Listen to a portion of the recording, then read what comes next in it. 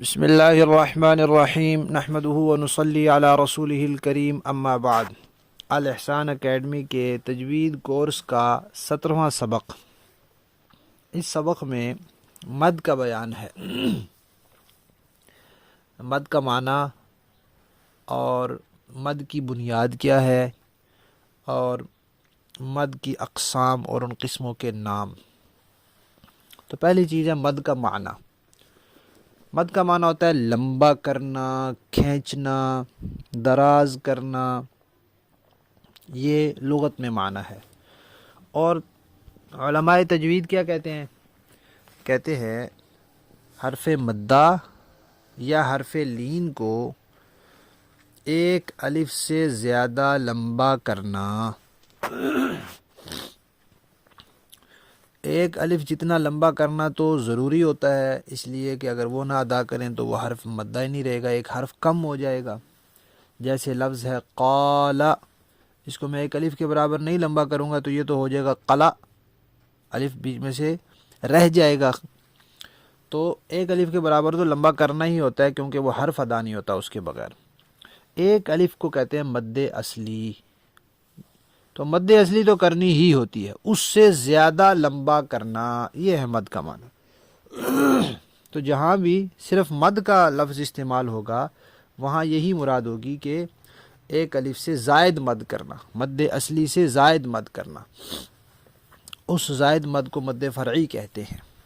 بہرحال مد کا معنی ہے لمبا کرنا، اور علماء تجوید کہتے ہیں کہ حرف مدہ یا حرف لین کو ایک الف سے زیادہ کھینچنا۔ اب مد کی بنیاد کیا ہے؟ یہ بنیاد سمجھ لیں تو انسان کو پھر آسانی ہو جاتی ہے۔ جہاں کہیں حرف مدہ آئے گا وہ دیکھ لے گا، اس کے بعد ان بنیاد والی چیزوں میں سے کوئی چیز ہے یا نہیں ہے۔ اگر ہے تو مد کر لے گا، نہیں ہے تو نہیں کرے گا، یعنی کہ ایک ضابطہ کلیہ یاد ہو جائے گا۔ تو مد کی بنیاد تین چیزیں ہیں۔ نمبر ایک حمزہ، نمبر دو سکون جس کو جزم کہتے ہیں، نمبر تین تشدید شد۔ نمبر ایک حمزہ، نمبر دو سکون، نمبر تین تشدید۔ حرف مدہ کے بعد حمزہ آ جائے تو مد اصلی سے زائد مد ہوگی۔ حرف مدہ ہو، الف ہو، واو ہو، یا ہو، اور اس کے بعد حمزہ آ جائے تو زائد مد ہوگی، کھینچیں گے، اس کو لمبا کریں گے۔ اسی طرح حرف مدہ یا حرف لین کے بعد سکون آ جائے، جزم آ جائے، یا تشدید آ جائے، شد آ جائے تو بھی زائد مد ہوگی، اس کو بھی کھینچیں گے، لمبا کریں گے۔ مثالیں آگے آ رہی ہیں، اور حروف مدہ ہم پہلے پڑھ چکے ہیں۔ حروف مدہ کون سے ہیں؟ الف جس سے پہلے زبر ہو، واو جس سے پہلے پیش ہو، یا جس سے پہلے زیر ہو۔ حروف لین بھی پڑھ چکے ہیں، واو جس سے پہلے زبر ہو، یا جس سے پہلے زبر ہو۔ یہاں بھی لکھا ہوا ہے، تازہ کر لیں۔ تو گویا ہمیں پتہ چلا کہ مد کی بنیاد تین چیزیں ہیں، حمزہ، سکون اور تشدید۔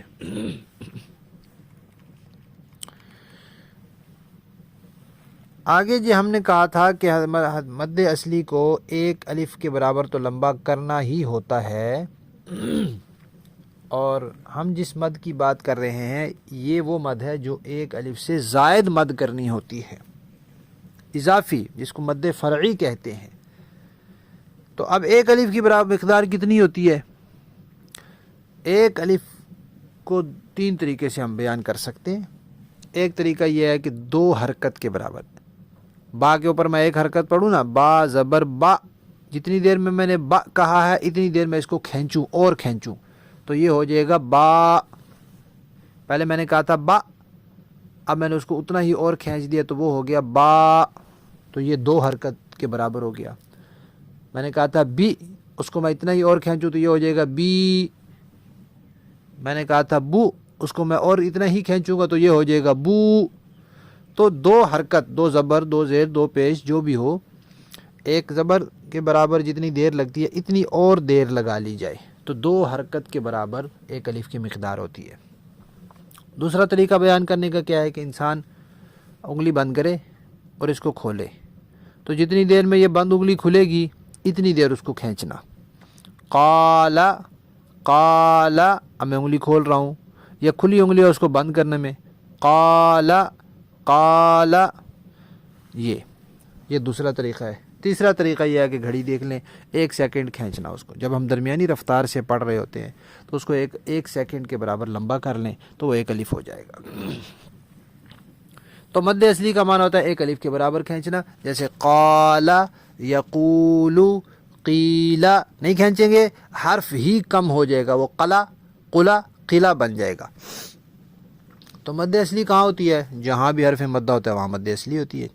وہ حرف مدہ جو ہے وہ الف واو یا کی شکل میں ہو یا کھڑے زبر کھڑی زیر الٹے پیش کی شکل میں ہو. کھڑی حرکات جو ہوتی ہیں وہ بھی حروف مدہ ہی کے برابر ہوتی ہیں. مد اصلی کے مقامات ہم نے پڑھ لیے کہ جہاں حرف مدہ ہوگا وہاں مد اصلی ہوگی، یا جہاں کھڑی حرکات ہوں گی وہاں بھی مد اصلی ہوگی. اب ہم آگے مد فرعی تک. مد فرعی کا معنی کیا ہے؟ حرف مدہ یا حرف لین کو 1 الف سے زائد کھینچ. اب میں پڑھوں جاءت، یہ تو میں نے کوئی مد نہیں کی، جا تو ویسے ہی پڑھنا تھا. اگر میں الف نہ پڑھتا تو وہ جاءت ہو جاتا، الف کھایا جاتا بیچ میں سے. اس کو میں اور لمبا کروں، جاءت، اب مد ہوئی ہے. سیئت تو میں نے پڑھنا ہی تھا، سیئت، اب یہ لمبا ہو گیا. تو یہ مد فرعی ہوئی ہے. مد فرعی کہاں ہوتی ہے؟ ہم پڑھ چکے ہیں کہ حرف مدہ کے بعد حمزہ آ جائے، یہ حرف مدہ اور حرف لین کے بعد سکون آ جائے یا تشدید آ جائے تو وہاں مد فرعی ہوتی ہے. آخری عنوان ہے آج کے سبق کا مد فرعی کی اقسام اور ان کے نام. بنیادی طور پر مد فرعی کی 4 قسمیں. آپ نے تجوید کی کتابوں میں پڑھا ہوگا مد فرعی کی 9 قسمیں ہیں اور اتنی ہیں، 2 فلاں ہیں، 4 فلاں ہیں. ٹھیک ہے وہ 9 ہیں، لیکن ان 9 کو اگر سمیٹ کر ہم بنیادی طور پر دیکھیں تو یہی 4 ہیں. ان سے کوئی مد رہ نہیں گئی، ساری اس میں آ گئی ہیں. ایک نئے آدمی کو 9 کی تعداد میں ذرا تھوڑا سا بوجھ محسوس ہوتا ہے، اس لیے ہم نے ان کو مختصر کر دیا اور 4 میں سب کو سمیٹ دیا ہے. قسمیں ساری الحمدللہ پوری ہیں. تو بنیادی طور پر 4 قسمیں ہیں، تفصیلی طور پر 9 بھی ہوں گی. 2 ان میں سے ایسی ہیں جن میں مد کا سبب حمزہ ہوتا ہے. حرف مدہ کے بعد حمزہ آیا، مد ہوئی تو وہاں حمزہ سبب بنتا ہے. اور 2 ایسی ہیں کہ ان میں مد کا سبب یا سکون بنتا ہے یا تشدید بنتی ہے. جن میں حمزہ سبب بنتا ہے ان کے نام ہے مد متصل، مد منفصل. اور جن میں سکون یا شد، جزم یا تشدید سبب بنتی ہے اس کے نام ہے مد لازم اور مد عارض. یہ نام یاد کرنے ہیں. اور آگے نقشہ دیا ہوا ہے کہ مد کی 2 قسمیں ہیں، ایک اصلی اور ایک فرعی. پھر آگے اصلی کی کوئی قسم نہیں ہے. اور مد فرعی کی 2 سبب ہیں، یا تو حمزہ کی وجہ سے ہوگی یا سکون اور شد کی وجہ سے ہوگی. اگر حمزہ کی وجہ سے ہوگی تو اس کی پھر 2 قسمیں ہیں، متصل اور منفصل. اگر سکون اور شد کی وجہ سے ہوگی تو لازم اور عارض. یہ ساری مدوں کی قسمیں آپ نے سمجھ لی. اب آگے ہم نے ان کی تفصیل پڑھنی ہے کہ متصل کیا ہوتی ہے، منفصل کیا ہوتی ہے، لازم کیا ہوتی ہے اور عارض کیا ہوتی ہے. یہ اگلے سبق میں آئے گا انشاءاللہ. تو آج کے سبق میں ہم نے مد کا معنی پڑھا کہ اس کو لمبا کرنا، کھینچنا. ہم نے مد کی بنیاد پڑھی کہ 3 چیزوں کی وجہ سے مد ہوتی ہے، حمزہ، سکون اور تشدید.